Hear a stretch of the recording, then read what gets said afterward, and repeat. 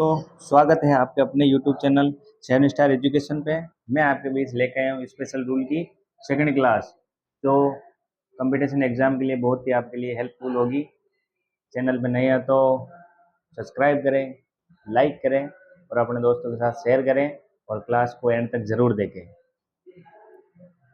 तो हम स्टार्ट करते हैं अपनी क्लास कंटिन्यू उसी जोश और जुनून के साथ, जिस जोश जुनून के साथ हमने पिछली क्लास की थी, उसी के साथ हम अपनी क्लास कंटिन्यू करते हैं और रूल की तरफ बढ़ते हैं। देखो, रूल क्या है? सिंस का प्रयोग जब कंजक्शन के रूप में हो, सिंस का प्रयोग किसके रूप में हो? कंजक्शन के रूप में हो, और उससे पहले यदि कौन सा टेंस आ जाए? प्रेजेंट परफेक्ट, तो बाद में हमेशा पास्ट सिंपल टेंस का यूज करते हैं। समझ में आ गए? सिंस का प्रयोग जब कंजक्शन के रूप में हो, तो उससे पहले यदि कौन सा टेंस आ जाए? प्रेजेंट परफेक्ट टेंस आ जाए, तो हमेशा कौन से टेंस का यूज करेंगे? पास्ट सिंपल टेंस का यूज करेंगे। समझ गए? ये है हमारा रूल। अब देखो, इसका एग्जाम्पल देखते हैं। एग्जाम्पल क्या है? The Indian air force have killed many militants since they deployed in Jammu Kashmir. क्या देख हमने रूल में क्या देखा या क्या समझा, क्या पढ़ा, वो देखो, उस पर गौर करना है हमें। हमें कंजक्शन को पकड़ना है। सिंस आ गया कंजक्शन। फिर उससे पहले क्या देखना है? कौन सा टेंस है? इससे पहले कौन सा टेंस है? प्रेजेंट परफेक्ट है। प्रेजेंट परफेक्ट की हेल्पिंग वर्ब है हैज है वर्ब की थर्ड फॉर्म। अब देखो, है वर्ब की थर्ड फॉर्म आ गई। हैव क्यों है? क्योंकि यहाँ पे इंडियन फोर्सेस है, फोर्सेस बहुवचन है, इसलिए हैव आ गया, प्लूरल है, हैव आ गया। तो बाद में हमेशा कौन सा टेंस आएगा? Past simple tense. तो सिंस से पहले प्रेजेंट परफेक्ट आए, तो सिंस के बाद में कौन सा टेंस आएगा? Past simple tense. अब देखो, डिप्लॉय, डिप्लॉय की सेकंड फॉर्म होती है डिप्लॉयड। सेकंड फॉर्म क्यों आ गई? क्योंकि पास्ट सिंपल के अंदर वर्ब की सेकंड फॉर्म का यूज करते हैं। ये आ गया। अगला रूल देखो इसका, सॉरी अगला एग्जांपल देखो। सेकंड एग्जांपल है, the teacher blank scolded us many times since he started to teach English. Since से पहले कौन सा टेंस आए? प्रेजेंट परफेक्ट टेंस आए, हैज ए वर्ब की थर्ड फॉर्म, और बाद में कौन सा टेंस आ जाए? Past simple tense.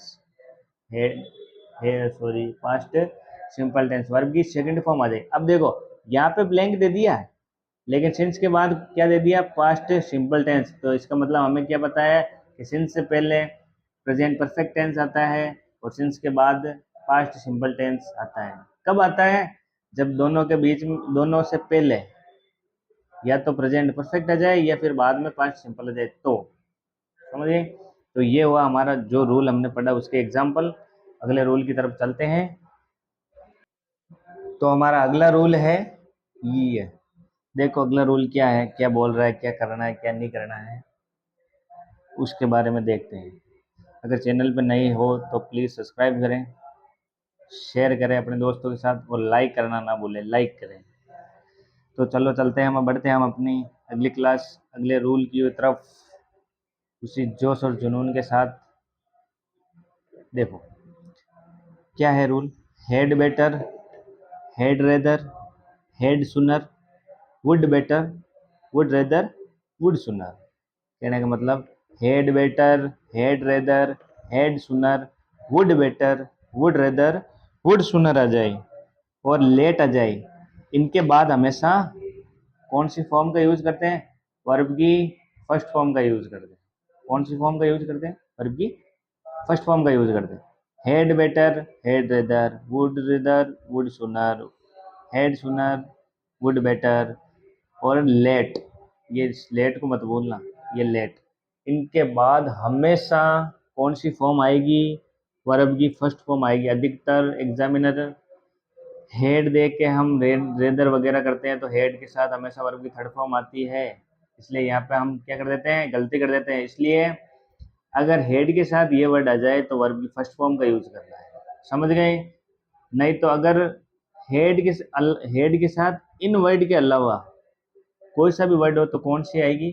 Third form आएगी। ये ध्यान रखना, मेन वर्ब के रूप में यूज होगी तो वर्ब की थर्ड फॉर्म उसके साथ आएगी, और अगर इसके साथ यूज हो रही है तो ये वर्ड आएंगे। ये है इसका रूल को समझाना। अब इसका एग्जाम्पल करेंगे तो और क्लियर हो जाएगा।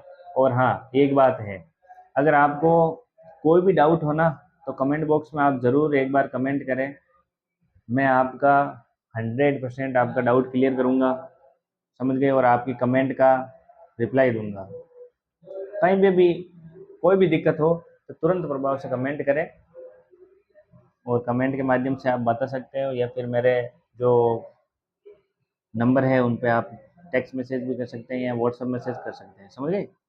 तो चलो चलते हैं, इसके एग्जाम्पल करते हैं। एग्जाम्पल में, you had better blank N umbrella और यू विल गेट वेट। अब देखो, हेड बेटर आ गया तो हम क्या करते हैं, अधिकतर हेड के साथ वर्ब की थर्ड फॉर्म का यूज करते हैं सर, तो टेक की थर्ड फॉर्म टेक कर, नहीं, ये नहीं करना, गलत हो जाएगा। अभी हमने रूल पढ़ा है, had better, had rather, had sooner, would better, would rather, would sooner के साथ वर्ब की फर्स्ट फॉर्म का यूज करते हैं। तो यहाँ पे हेड बेटर आ गया और ब्लैंक आ गए, तो वर्ब की फर्स्ट फॉर्म टेक की first form take an umbrella और यू विल गेट वेट। ये हो गया इसका एग्जाम्पल।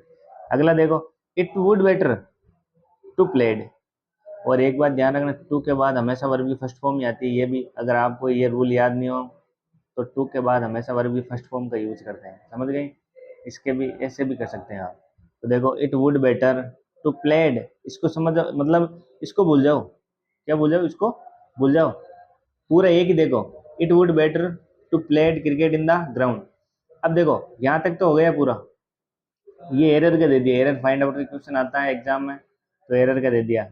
अब इसमें से बोल देगा 1 2 3 इनमें से कौन सा गलत है या फिर सही है, वो बता देगा, वो पूछेगा। तो इट वुड बेटर, हमने तो रूल देखा कि वुड बेटर, वुड सुनर, हेड सुनर, हेड रेदर, लेट के बाद हमेशा वर्ब फर्स्ट फॉर्म का यूज करते हैं, जबकि यहाँ पे टू के साथ सेकंड फॉर्म या फिर थर्ड फॉर्म का यूज कर दिया। प्ले की सेकंड फॉर्म और थर्ड फॉर्म सेम होती है, प्ले, समझ गए, क्रिकेट इन द ग्राउंड। तो अब हमें पता है कि ये अगर रूल आपको याद है तो हमें पता है कि इसके बाद हमेशा वर्ब की फर्स्ट फॉर्म का यूज करते हैं, जबकि यहाँ पे टू प्लेड है तो यहाँ पे गलत है, ये गलत है। तो इनकी जगह पर क्या आएगा, प्ले आएगा, play cricket in the ground. तो ये हुआ इस रूल के रिलेटेड एग्जाम्पल, जो 99% लड़के अधिकतर ये इस रूल को पढ़ के जाते नहीं है, और अधिकतर आपको बताते नहीं है। मैं श्योर बता देता हूँ, आप कोई से भी चैनल पर देख लो, अधिकतर आपको बताएंगे नहीं ये रूल। मैं आपको फ्री कंटेंट दे रहा हूँ इंग्लिश का पूरा, आप चैनल को और प्रमोट करें, जितने भी लाइक सब्सक्राइब हैं उनको आप बढ़ाएं, चैनल पर नए सब्सक्राइब करें और अपने दोस्तों को बताएं। वहाँ पे छोटी से छोटी चीज़ आपको वहाँ पे बताई जा रही है और एक से बढ़कर एक आपको रूल बताया जा रहा है। क्लास को एंड तक जरूर देखना, क्योंकि एंड तक देखने से क्या है कि आपको नई नई बातें, नई नई कंटेंट सीखने को मिलता है क्लास के बीच में। जो मैं लिखा था या फिर लिखा हुआ नोट्स नहीं है, उसके अलावा मैं अगर आपको अदर कोई बता रहा हूँ, ओरल बता रहा हूँ कोई भी चीज़ ओरल, तो आपको वो सुन सकते हैं। अब लिख तो नहीं सकता हूँ मैं क्योंकि मेरे नोट्स है, तो यहाँ पे तो ओरल बता दूँ तो आप कहीं पे भी आप नोट्स बना रहे हो तो आप ओरल लिख सकते हो, ओरल बोल रहा हूँ मैं तो आप लिख सकते हो। इसलिए क्लास को एंड तक जरूर देखना, समझ गए। और हाँ, एक बात है, आपको इस चैनल पे free of cost, free of cost आपको पूरी इंग्लिश ग्रामर के रूल है ना, कोई सा भी इंग्लिश का टॉपिक ले लो, फ्री ऑफ कॉस्ट आपको इस चैनल के माध्यम से आपको प्रोवाइड किया जाएगा। थोड़े दिनों में मैं वो टेलीग्राम लिंक बना लूँगा, टेलीग्राम लिंक के माध्यम से आपको सूचना भी पहुंच जाएगी, आपको वहाँ पे पीडीएफ नोट्स वगैरह जो भी है वो मिलते रहेंगे। इसलिए आप चैनल पे जुड़े रहें और अपने दोस्तों को भी बताएं। वहाँ पे फ्री ऑफ कॉस्ट आपको इंग्लिश ग्रामर पूरी पढ़ाई जाएगी, यहाँ तक कि antonym, synonym, one word, total ओल आर आपको पढ़ाई जाएंगी, समझ गए। तो आप क्लास नए हैं तो सब्सक्राइब करें, पुराने हैं तो अपने दोस्तों के साथ शेयर करें, लाइक करें।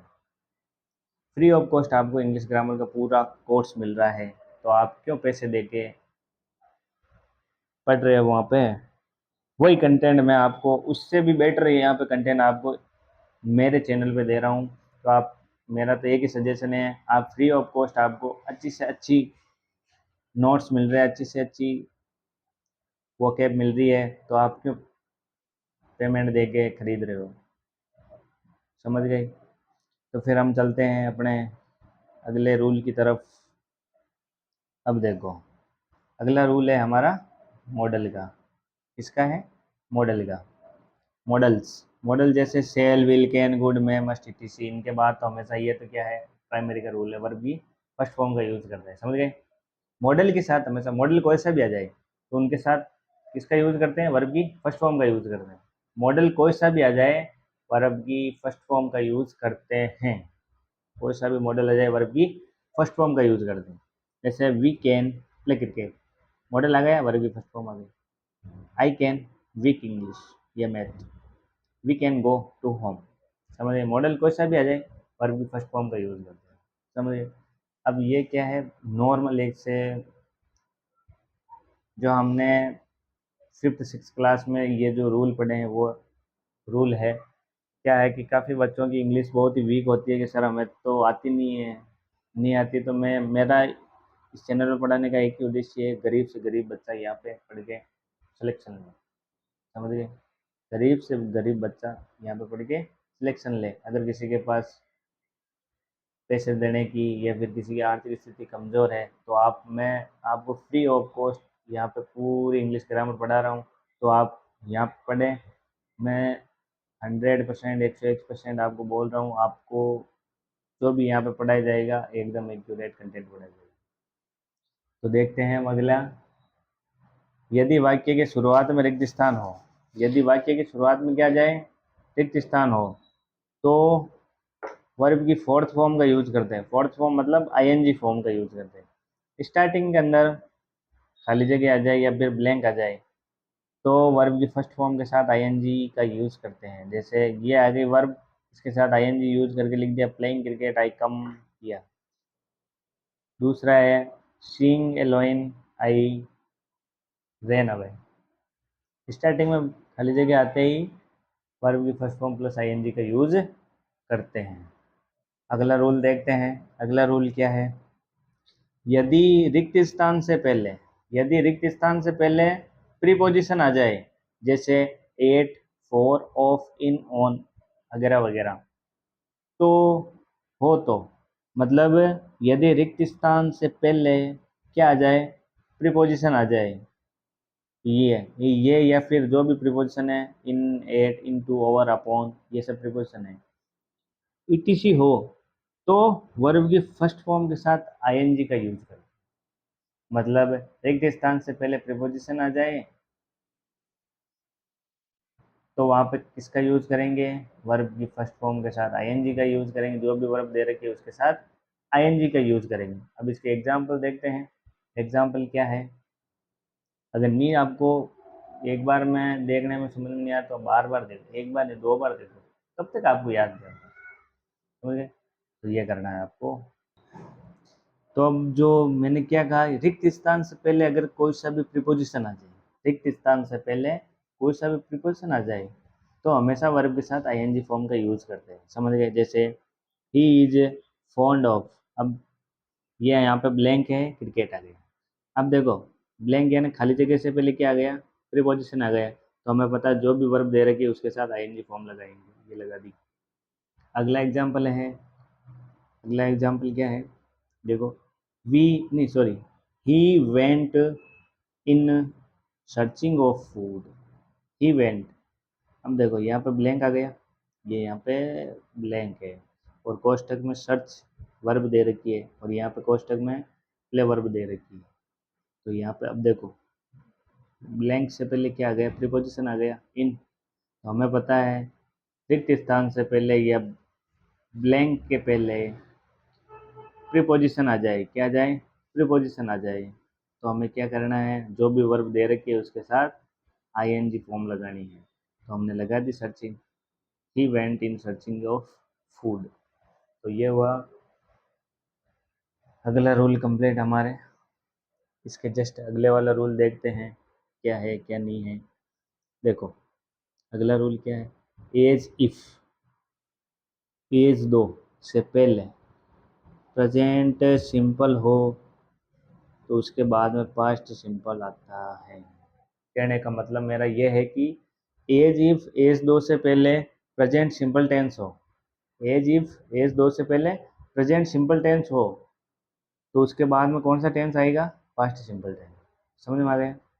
अगर ये वर्ड आपको दिख जाए और इनसे पहले प्रेजेंट सिंपल टेंस आ जाए, प्रेजेंट सिंपल टेंस में क्या है?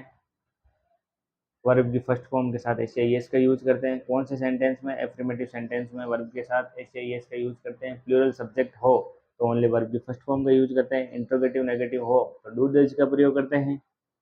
डू डज ये सब मैंने पिछली क्लासों में विस्तार से एक एक करके बताया है।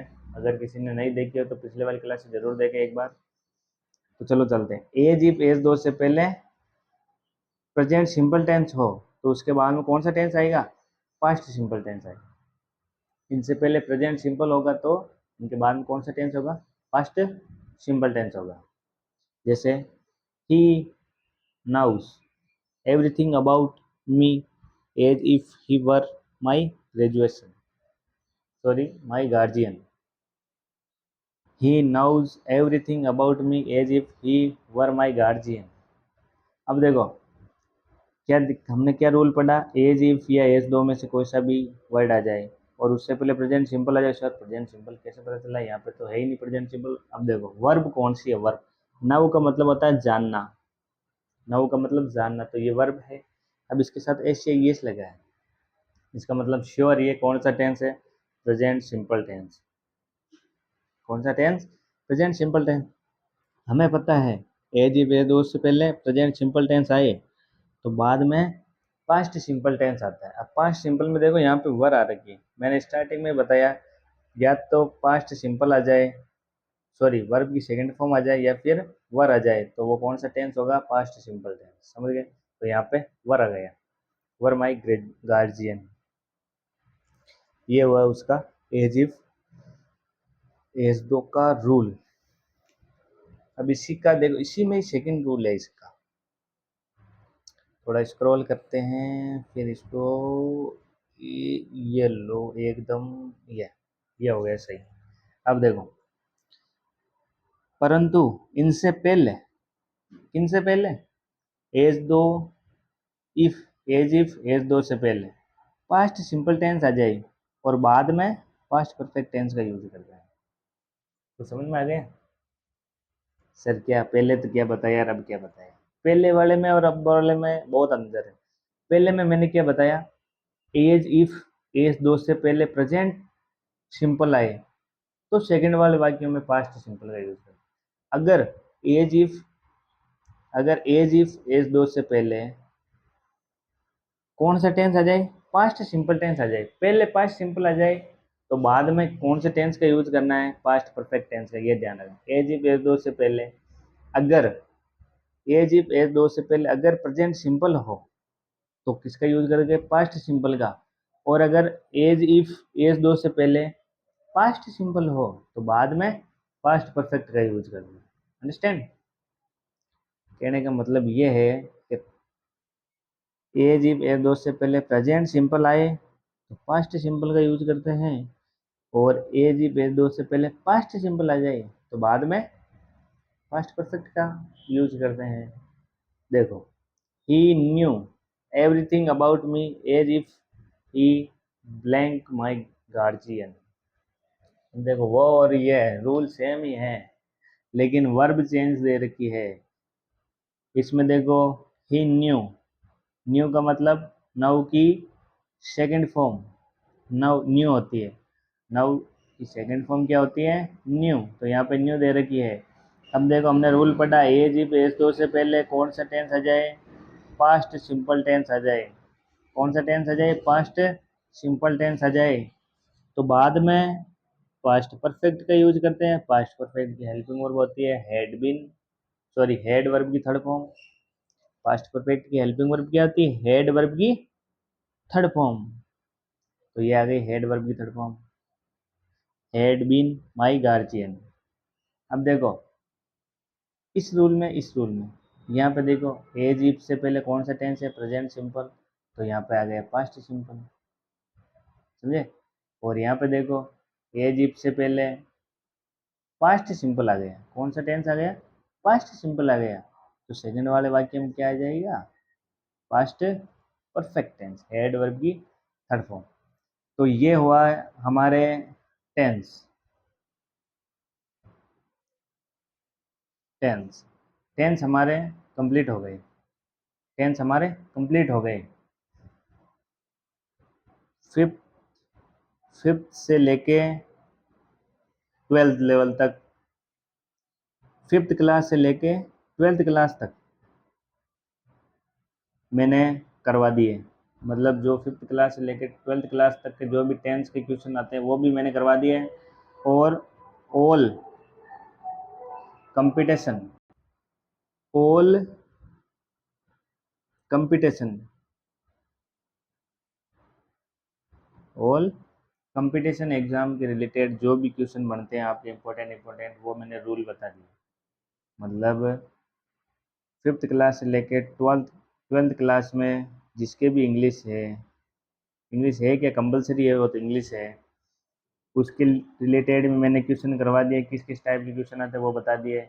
और सभी कंपटीशन एग्ज़ाम के लिए जो भी क्वेश्चन पढ़ते हैं उसी के रिलेटेड भी मैंने टेंस को पूरा कर लिया।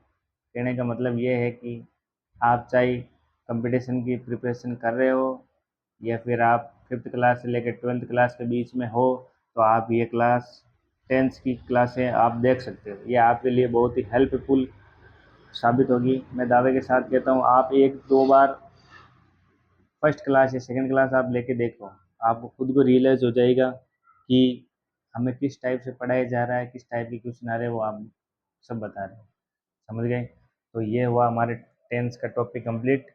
मिलते हैं अगले न्यू टॉपिक के साथ, उसी जोश और जुनून के साथ जो हमने टेंस पढ़ा। टेंस कौन से जोश और जुनून में पढ़ा? उसी जोश और जुनून के साथ, उससे डबल जोश और जुनून के साथ हम अगला चैप्टर पढ़ेंगे। क्योंकि आपको टेंस पढ़ना ज़रूरी है। टेंस के बगैर ग्रामर नहीं है। अगर आपको ग्रामर पढ़ना है तो पहले टेंस को सीखना होगा। टेंस सीखने के बाद हम जैसे जैसे अगले अगले टॉपिक में पढ़ेंगे, आपके वहाँ पे टेंस से रिलेटेड बहुत सारी बातें आएंगी। इसलिए टेंस पढ़ना ज़रूरी है। टेंस मैंने कंप्लीट करा दिया। जो भी यहाँ पे इस क्लास में नया है, पिछले वाली क्लास से ज़रूर देखें। चैनल पे नया है तो सब्सक्राइब करें, लाइक करें और अपने दोस्तों के साथ शेयर करें। मिलते हैं अगली क्लास में, तब तक के लिए जय हिंद, जय भारत।